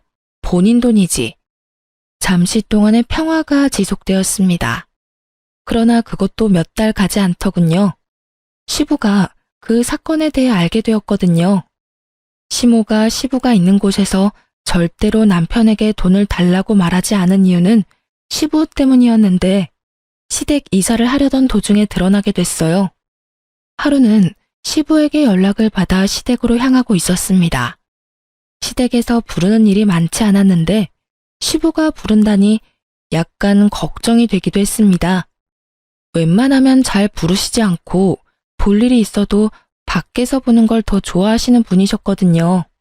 제가 갔더니 발등에 불이 떨어진 건지 침울한 표정의 시모와 화가 잔뜩 나 얼굴이 붉어진 시부의 모습이 보였습니다. 야, 너 엄마한테 받은 돈 어디 갔어? 시부의 그 말에 남편이 뚱한 표정으로 대답했습니다. 아버지가 그걸 왜 물어요? 엄마가 빌려준 건데. 저희끼리 알아서 할게요. 너 그게 도대체 어떤 돈인지 알고는 있냐? 그 돈, 네 엄마가 우리 집 담보로 대출받은 돈이라고. 너 대체 그 돈을 다 어디다 썼어? 그제야 남편의 표정이 하얗게 질리기 시작했습니다. 시모의 얼굴이 하얗게 질린 것도 그제야 이해가 갔죠. 아버지, 그게 있잖아요. 사실 그 돈은, 제가 다 썼어요. 남편의 이실직고에 시부의 얼굴이 새빨개지더니 갑작스레 시부가 뒤로 넘어가 버렸습니다. 그리고 그 순간부터는 아수라장이었어요. 구급차에 시부가 실려가고 입원을 하고서야 시부가 뇌졸중이 왔다는 것을 알게 됐어요. 평소 고혈압이 있으셨는데 그날따라 남편 일 때문에 약도 못 드시고 화가 나서 남편을 추궁하다가 혈압이 갑자기 오른 것 같다고요. 그런 일이 있으니 남편은 고개도 들지 못하고 있었습니다. 그렇지만 이 와중에 시모는 남편이 아닌 저의 탓을 하더군요. 네가 문제야. 네가 중간에서 잘 해결했으면 이런 일이 없었지 않니? 매번 항상 똑부러지는 척은 혼자서 다 하더니 이런 일은 왜 똑부러지게 해결을 못해서 이 난리를 만들어? 어머님, 저번에 이 사람이 1,500만 원 다 써버렸을 때 저한테 뭐라고 그러셨어요? 남편도 못 믿으면서 무슨 결혼 생활을 하냐고. 그렇게 살 거면 이혼하라고 하셨잖아요. 그래서 저는 이 사람 믿어준 것 뿐이에요. 그리고 어머님께서도 아셔야 된다고 생각했고요. 그 돈을 제가 쓴 것도 아닌데 왜 제 탓을 하는지 모르겠네요. 남편 명의였고 남편 이름으로 된 통장에 있었어요. 그러면 당연히 남편한테 물어야 하는 게 맞는 거 아닌가요? 왜 아무 상관없는 저한테 계속 책임을 지라고 말씀하시는 거예요? 그렇게 말하면 안 되지. 여태까지 우리 집 재산 관리는 네가 다 했지 않니? 그런데 왜 갑자기 이번 일만 네가 쏙 빠진 거야? 나는 너 용서 못해. 그러니까 네가 책임지고 네 시아버지 돌봐라. 집 팔고 들어와서 시아버지 수발 들어. 다 늙은 내가 해야겠니? 몇십 년이라도 팔팔한 네가 해야지. 합가요? 아버님이 아프시면 전문 병원에 맡기는 게 맞는 거고 합가를 하지 않아도 아버님을 충분히 돌볼 수 있어요. 왜 굳이 합가를 하시라고 하는 건지 모르겠네요. 그리고 누누이 말하지만 돈을 쓴 건 제가 아니에요. 어머님이 저한테 뭘 원하는지는 모르겠는데 그런 걸 원하시기 전에 아들하고 이야기를 더 해보세요. 그 1,500, 3,000 어디다 썼는지요. 남편이 그 돈 몰래 안 썼으면 아버님 쓰러질 일이 있었겠어요? 그리고 당신이 이야기해봐. 왜 당신이 저지른 일 때문에 내가 이렇게 스트레스를 받아야 해? 나는 이런 식으로 합가하는 건 원하지 않아. 아버님이 아프셔서 내가 정말로 집에서 수발을 들어야 한다면 모르겠지만 지금 당장 병원에 있으셔야 하는데 왜 합가를 해? 우리 집에서도 충분히 가능한 일인데. 당신 진짜 너무 뻔뻔한 거 아니야? 어떻게 아버지가 아프신데 돈 얘기만 할 수 있어? 그리고 합가를 안 하겠다는 건 아버지 수발을 들지 않겠다는 얘기잖아. 집에서 들든 시댁에서 들든 아무 상관없으면 시댁에서 들어도 되는 거잖아. 네가 합가 반대하면 난 너랑 이혼할 거야. 어차피 우리 사이에 아이도 없잖아. 이상한 생각이 들었습니다. 남편이 왜 저렇게 뻣뻣하게 나오는 거죠? 지금 당장 저와 시부에게 빌고 빌어도 모자랄 판에 이혼을 하자고 하다니요. 저는 당황스러워서 남편에게 물었습니다. 설마 지금 당신 나하고 이혼하자고 이야기하는 거야? 그래. 합가 안 할 거면 이혼해. 당신한테 정말 실망했어.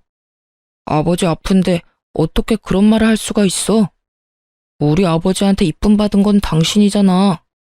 그러고는 남편이 자리를 떠버리더군요. 저는 남편 몰래 사람을 써서 뒤를 캤어요.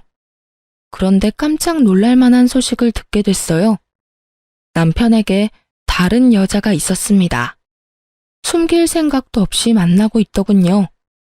게다가 바람피는 여자는 제가 아는 사람이었습니다.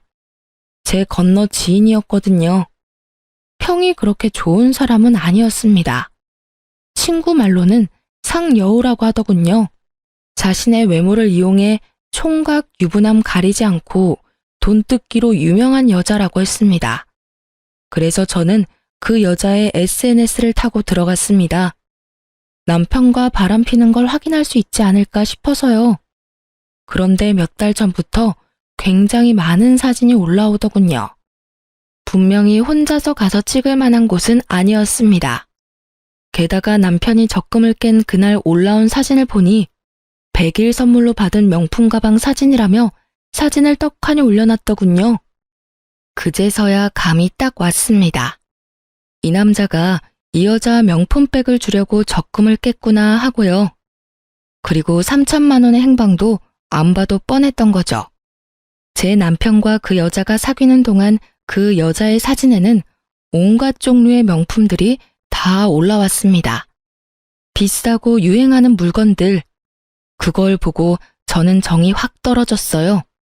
저와의 결혼 기념일에는 케이크 하나 사준 적 없는 사람이었습니다. 용돈을 받는 처지에 케이크 살 돈이 어디 있냐고요. 저도 남편에게 용돈을 주는 생활을 하면서 그런 걸 바라지도 않았습니다. 아니, 바랬지만 뒤로 갈수록 바라지 않게 되었다는 것이 맞는 말이겠죠. 그런데 그 여자에게는 적금까지 깨서 명품을 선물한 걸 보고 남편의 의도를 제대로 확인해버렸죠.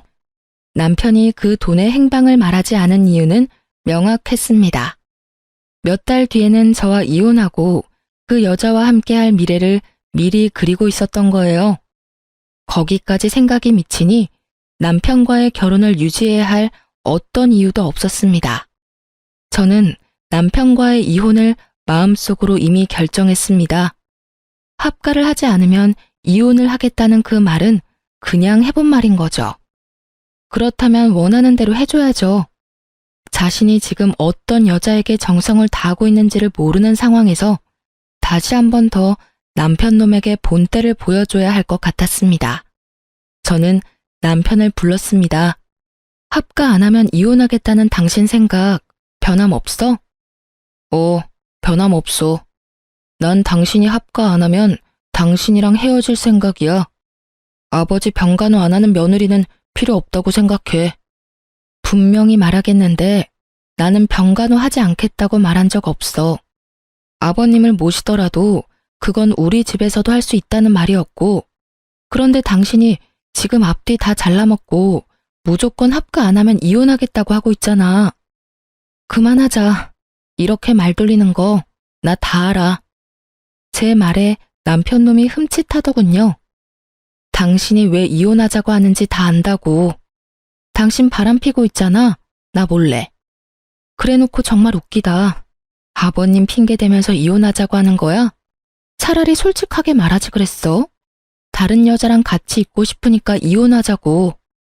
무슨 말이야. 내가 무슨 바람을 피워? 바람 안 핀 걸로 하고 싶니? 그러면 그렇게 해. 어머님한테는 말하지 않을게. 그렇지만 나는 내가 유책 배우자로 이혼할 생각은 전혀 없어.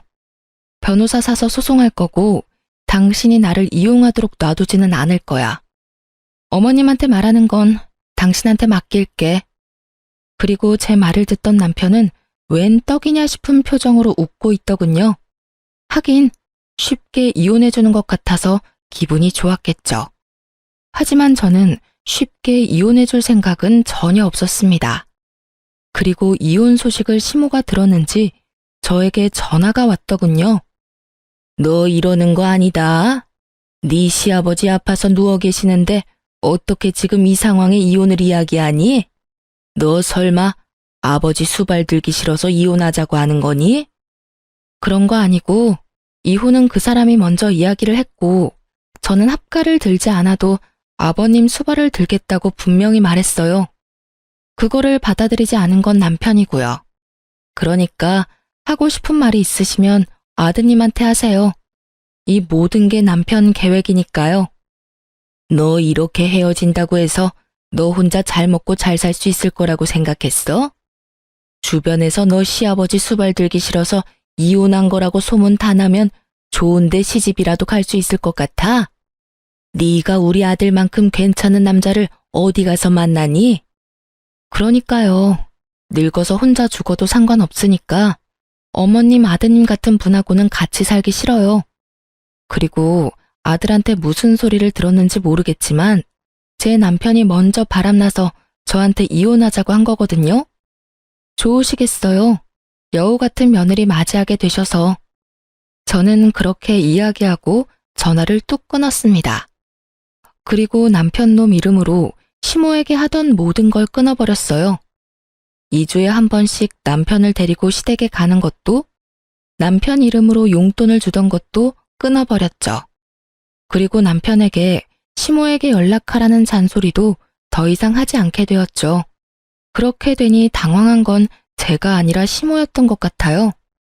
남편은 정이 없고 본인 부모에게도 애정을 그리 갖지 않는 사람이었어요. 그 사람에게는 돈만 중요할 뿐이지 부모는 그 뒤 이야기였거든요. 그런 남편 멱살 잡아가며 시모에게 효를 다하도록 만든 건 저였죠. 그런데 한순간에 다 사라졌으니 시모 입장에서는 아들이 갑자기 변해버렸다는 생각밖에 들지 않았을 거예요. 그리고 저는 이혼 소송을 하면서 상대방 여성에게 상간녀 위자료 소송까지 했습니다. 아시잖아요. 상간녀 소송하면 남자 쪽에서 다 내주는 거. 결국은 남편도 그렇게 한 것 같더라고요. 그 여자에게 빠져서 시모에게 주던 돈도 그 여자한테 주고 시모에게 매주 가던 것도 그 여자에게 가고 제가 모아뒀던 돈으로 그 여자에게 차까지 선물했더군요. 그것을 알게 된 것은 그 여자의 SNS에서였습니다. 제가 이혼을 선언하고 난 뒤부터 그 여자 SNS에는 남편에게 받은 선물들로 가득 차더군요. 그리고 남편 놈의 얼굴도 같이 찍혀 나오기 시작했죠. 아주 당당하고 자신감 있는 상간녀의 행보였습니다. 제가 할 복수는 간단했습니다. 저는 이혼 판결 떨어지기 직전에 제가 담당하고 있던 시부의 재산 관리에 대해 남편에게 알려줬습니다. 특히 시부가 특별히 관리하던 부동산 같은 경우에도 남편에게 다 알려줬어요. 모든 것이 시부 명의로 되어 있는 재산들이 있기 때문에 저는 이혼 전 남편에게 모든 것을 돌려준다는 명목하에 시부 재산과 관련된 것도 남편에게 다 알려준 거였어요. 제가 남편에게 그 목록을 알려주었을 때 남편은 눈이 확 커지더군요. 이게 다 뭐야? 이거 아버님이 나한테 관리하라고 했던 재산 목록들이야. 아버님 명의로 되어 있으니까 내가 가지고 있어봤자 아무 소용없고 어차피 당신과 나 이혼할 건데 이런 거 가지고 있다가 이혼할 때 또 무슨 소리 들을지 모르니 깨끗하게 다 당신한테 돌려주는 거야. 원래라면 아버님한테 돌려드려야 하는데 아버님 상태가 지금 좋지 않으시잖아. 그러니까 당신이 책임지고 관리하고 어머님한테도 말씀드려. 난 당신과 이혼하면 이 일에서 완전히 손 뗄 테니까. 남편의 눈동자가 욕심으로 번들거리는 것이 보였습니다. 그리고 이혼하고 한 달 뒤 시모에게 연락이 왔더라고요. 야, 너 도대체 뭐 하는 년이야? 감히 우리 집 재산을 탐내? 돈 다 어디다 빼돌렸어? 악에 가득 받쳐 화를 내는 시모의 목소리에 저는 태연히 말했습니다. 도대체 무슨 돈을 말씀하시는 거예요? 재산이라니. 저는 아는 바가 전혀 없습니다. 네가 모르는 게 어디 있어? 우리 남편이 너한테 재산을 다 맡겼는데 그 재산들이 지금 하나도 없잖아. 지금 통장에 땡전 한 푼이 없어. 네가 다 가져간 거지? 제가 관리하던 건 남편에게 모두 다 줬어요. 제가 가지고 있을 필요가 없으니까요. 이미 남남인데 제가 가지고 있으면 그거야말로 범죄죠. 제가 변호사 입회하에 남편에게 모조리 다 돌려줬어요. 그러니까 하고 싶은 말이 있으시면 아들한테 하세요. 저한테 전화하실 게 아니라. 뭐? 너 설마 진짜로 우리 아들한테 그 돈을 다 줬니? 네. 아버님 그렇게 되고 후견인이 남편밖에 없잖아요. 그래서 준 거예요. 네가 지금 정신 나간 짓을 했어. 너 지금 집이 어떻게 돌아가는지 아니? 부동산에 적금에 병원비까지 탈탈 털렸어. 그리고 나랑 남편이 내는 보험까지 다 해지하고 해지 환급금까지 아들이 다 가져갔더라. 너 어떻게 이럴 수가 있어? 네가 그걸 우리 아들한테 주지 말고 나한테 줬어야지. 왜 그걸 아들한테 줬냔 말이야? 이상하네요. 어머님이 저번에 그러셨잖아요. 아들이 애도 아니고 뭐가 그렇게 못 믿겠냐고요. 그래서 돌려드린 것 뿐이에요. 그리고 어머님한테 돌려드릴 수도 없는 노릇이었어요. 저랑 그 사람 이혼한다고 어머님이 저한테 얼마나 화를 많이 내셨어요? 제가 어머님하고 이야기를 하고 싶었겠어요? 너 설마 우리한테 엿먹이려고 지금 이런 짓 하는 거니? 너 우리 돈 다 털리라고 아들한테 돈 쥐어준 거야? 어머님, 아들을 좀 믿으세요. 항상 저한테 하시던 말씀이었잖아요. 아드님이 뭐 별다른 짓 했겠어요? 알아서 잘 썼겠죠. 필요한 곳에. 지금 그게 아니니까 너한테 하는 말이잖아. 내가 아픈 남편 수발드는 와중에 지금 이런 일까지 당해서 정신이 없어. 병원비를 내려니 통장에 땡전 한 푼도 없고 왜 그 돈을 아들한테 준 거야? 아, 내가 못 살아. 그 새끼가 돈을 얼마나 펑펑 쓰는지 네가 잘 아는데 왜 그걸 줬단 말이야. 아이고, 내 돈. 아이고, 내 돈. 그걸 저한테 말씀하셔도 저와는 상관없는 일이에요. 저는 제가 왜 이런 전화를 받아야 되는지도 모르겠고요. 제가 할 일도 끝났고 서로 간에 해결해야 될 문제도 다 끝났어요. 이혼 판결 나왔고, 그리고 그 사람이 바람 펴서 이혼하는 바람에 유책 배우자 돼서 저한테 위자료도 지급해야 했죠. 다행히 아닐 수 없네요. 그래도 위자료는 제대로 들어왔거든요. 상간녀 위자료도 잘 들어왔더라고요. 전 남편이 대신 내줬나 봐요. 그 돈이 어디서 났는지는 잘 알겠네요. 여하튼 저는 할 얘기 없으니까 앞으로 저한테 전화하지 말아주세요. 전화를 끊으려는데 갑자기 울먹거리는 시모의 목소리가 들려왔습니다. 며느라가 미안하다. 내가 잘못 생각했어. 너랑 우리 아들이 헤어지는 게 맞다고 생각했는데 그게 아니었다. 그 상간녀는 우리 집에 들어와서는 안 돼. 그동안 네가 얼마나 고생했는지 내가 이제 알겠다. 이제 알았어. 네가 잘해준 것도 모르고 내가 그렇게 굴어서 정말 미안했다. 그러니까 제발 돌아오지 않을래? 우리 아들이 정신이 나갔나 봐. 그 여자한테 정신이 팔려서 부모를 내팽겨쳐두고 보살피지도 않고 있어. 게다가 집안에 있는 돈은 씨가 다 마를 정도야. 제발 부탁이다. 돌아오면 안 되겠니? 저는 그 말에 대꾸도 하지 않고 끊어버렸어요. 들려오는 소문에 의하면 시모는 그날 쓰러진 뒤로 병원 신세를 지고 있고 남편과 상간녀는 결혼식을 위해 열심히 돌아다니고 있다고 하더군요. 시부가 쓰러지든지 말든지 시모가 쓰러지든지 말든지 아무 상관없이 열심히 비싸고 좋은 거 구경하면서 돌아다녔더군요. 사업을 하는 시부가 쓰러져서 돈 벌어다 줄 사람도 없는데 돈을 그렇게 써대는 걸 보니 조만간 돈이 다 떨어질 것 같더라고요. 게다가 시모 성격도 보통이 아니잖아요. 남편이 결혼하겠다고 데려온 예비 며느리를 가만히 둘 성격은 아니었습니다. 그렇지만 이 모든 것들은 제가 신경 쓸 일이 아니었습니다. 저는 이미 헤어진 사람이고 이혼을 했으니까요. 그들의 일은 그들에게 맡기는 게 현명한 일이겠죠. 이렇게 저는 남편과 헤어지고 새로운 인생을 살게 되었습니다. 그렇게 이혼하고 2년 뒤에 시모와 남편을 만나게 됐어요. 최근이었어요. 장소는 바로 변호사 사무소였습니다.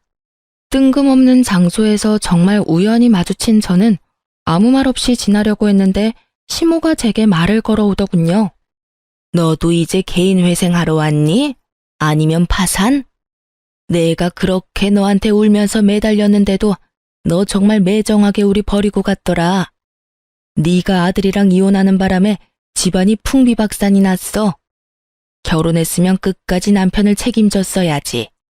뭐하러 남편 내버려뒀다가 집안을 엉망진창으로 만들어. 네가 우리 아들을 망쳐놨어. 이게 전부 다 네 탓이야.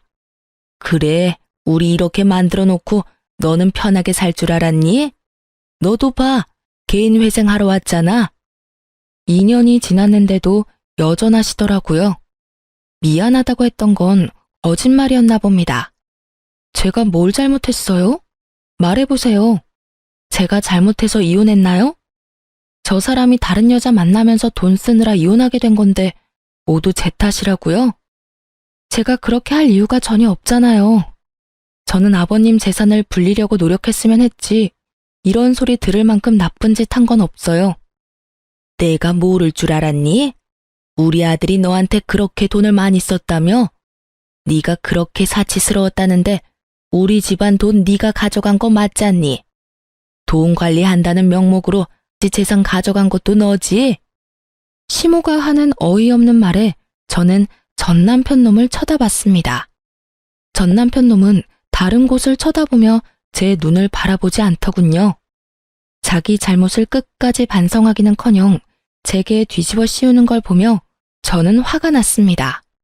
제가 남편에게 무언가를 많이 받아봤다면 그런 말을 들어도 할 말이 없었을 거예요. 그런데 저런 남편에게 결혼 기념일 선물도 받아본 적이 없거든요. 저는 시모에게 어이없다는 듯이 말했습니다. 저 남자가 무슨 말을 어떻게 했는지 모르겠지만 저는 남편에게 결혼 기념일 선물도 받은 적이 없어요. 제가 용돈을 주는 생활을 하다 보니 남편이 그러더군요. 용돈 받는 처지에 선물은 못 산다고요. 그래서 각자 선물을 준비하는 대신 생활비에서 돈을 조금 떼서 커플 신발이나 커플 옷을 사는 게 저희 결혼 기념일을 보내는 방법이었어요. 엄밀히 따지면 제 돈으로 신발 산 거랑 뭐가 다르죠? 저도 생활비를 내고 저 사람도 생활비를 내는데 거기다 더 웃긴 건 케이크나 음식은 제가 모두 다 준비했거든요. 그리고 전 남편 월급이 어떻게 쓰였는지는 제가 정확하게 다 기록해 두었고 영수증도 다 모아놨기 때문에 보시면 알 거예요. 그거를 안 보시고 지금 여기 와서 저한테 이런 말 하시는 건 말이 안 되죠. 그리고 어머님은 제가 그 돈을 다 썼다고 생각하는데 어머님 예비 며느리가 그 돈을 다 쓴 거예요. 아니지. 지금은 예비 며느리가 아니라 며느리겠네요. 재혼했잖아요. 전 남편은 고개를 푹 숙이며 제 눈을 마주하지 못했고 시모의 얼굴은 사색이 되어 하얗게 질렸습니다.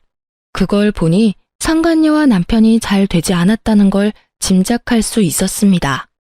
하긴 그렇게 돈을 좋아하는 여잔데 개인 회생이나 하는 남자와 만나고 있을 리 만무하죠. 저는 마지막으로 시모에게 팩트를 날렸습니다. 제가 전 남편과 처음으로 다투게 된 그 1,500만 원 사건, 그 1,500도 상간녀 가방 사는데 들어갔더라고요. 그 여자 SNS 확인해보니 그 적금 깬 날 1,000만 원 넘는 가방 자랑하려고 사진을 휘황찬란하게 올려놨더라고요. 전 남편이 어머님한테 돌려줘야 했던 3,000만 원도 그 여자한테 썼던 것 같던데 확인 안 해보셨나 보네요? 시모가 제 변명 아닌 변명을 듣고는 다 이해한다는 어조로 제게 비웃으며 말하더군요. 그래, 뭐든. 너도 지금 개인 회생하러 변호사 사무실 찾아왔는데 그런 너 붙잡고 이런 말 하는 것도 웃긴 일이지. 안 그러냐? 시모는 마지막까지 저의 자존심을 박박 긁으려는 듯 소리를 지르더군요. 그리고 그때 변호사 사무실에서 변호사가 나왔어요. 그리고 변호사가 저를 향해 여보라고 부르는 순간 그 공간이 싸늘하게 식었습니다. 여보, 서류 놔두고 간 거 있다고 해서 갖다 주러 왔어. 이거 맞지? 맞아. 고마워. 여기까지 오느라 고생했어. 조금 있다가 점심시간이니까 기다릴래? 같이 밥 먹으러 나가자.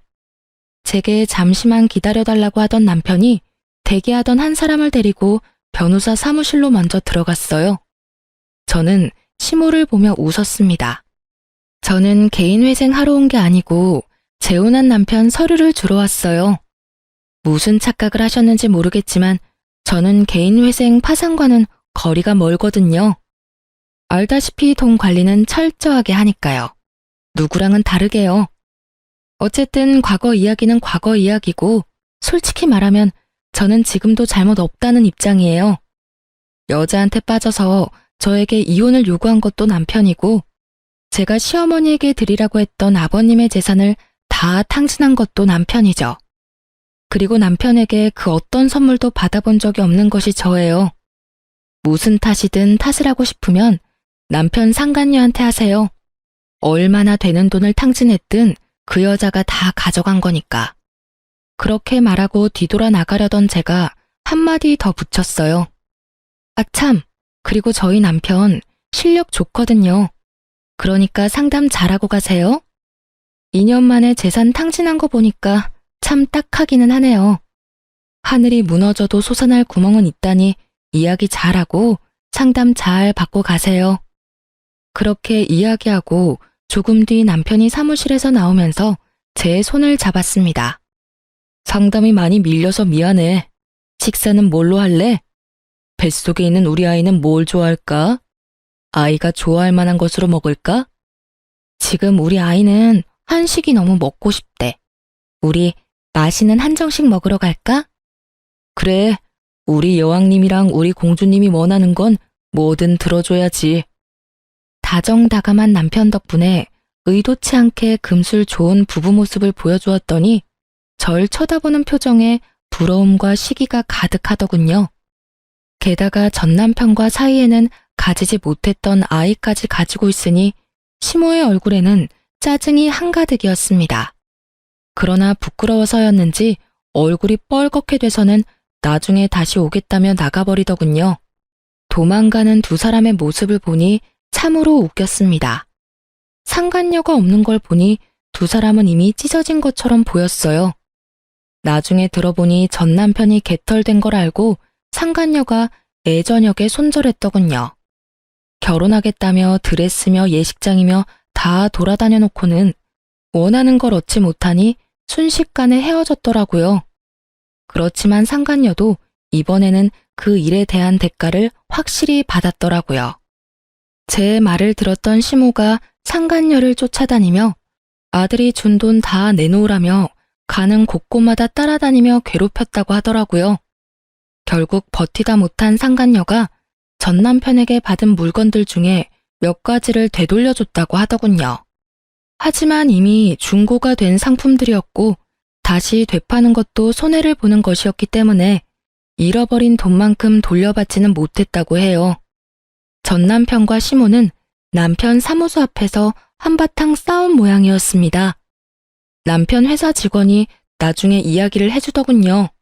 시모가 전 남편에게 너 때문에 우리 집안 돈의 씨가 말랐다며 너 어떻게 책임질 거냐고 아주 난리가 났다고 하더랍니다.